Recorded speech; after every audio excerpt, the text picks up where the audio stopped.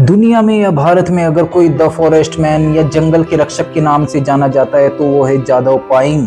कहानी की शुरुआत 1979 के असम के जोरहाट जिले से स्टार्ट होती है। ब्रह्मपुत्र नदी की भीषण बाढ़ आई थी। जब पानी उतरा तो 16 साल के किशोर जादव ने नदी के किनारे एक रेतीले टापू पर एक भयानक दृश्य देखा। वहां सैकड़ों सांप मरे पड़े थे। बाढ़ के साथ बहकर आए सांप चिलचिलाती धूप और पेड़ों की छांव न मिलने के कारण गर्मी में तड़प तड़प कर मर गए। इस दृश्य को देखकर जादव को अंदर तक झकझोर कर रख दिया।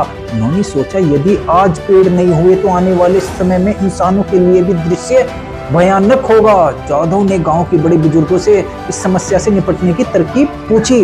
बड़े बुजुर्गों ने बोला, बंजर जमीन है, यहाँ कुछ नहीं उगेगा, ये सिर्फ रेत है। अगर तुम चाहो तो यहाँ बांस के उगाने की कोशिश कर सकते हो, शायद वो टिक जाए। गांव के बुजुर्गों ने उसे 20 बांस के पौधे दिए जिन्हें जादव ने रेतीले जमीन पर बो दिए।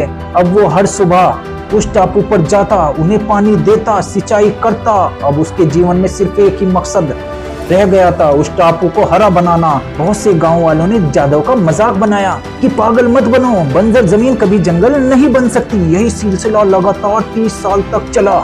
उनके अथक प्रयास और परिश्रम की वजह से उन्होंने 1360 एकड़ लगभग 550 फुटबॉल जितने मैदानों की बंजर जमीन को एक विशालकाय जंगल में तब्दील कर दिया।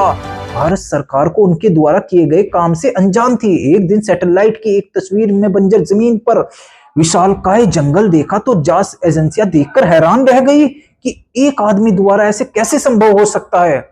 आज असम के जोरहाट का वो जंगल मौलाई फॉरेस्ट के नाम से जाना जाता है। साल 2015 में भारत सरकार ने उनके योगदान की वजह से उन्हें पद्मश्री से सम्मानित किया। आज उस घने जंगल में नीम, सागौन, शीशम के पेड़ों के साथ साथ उसमें शेर, हाथी रहते हैं। सादा जीवन, उच्च विचार, उनकी इतनी शोहरत होने के बाद भी आज भी वे एक साधारण जीवन जीते हैं।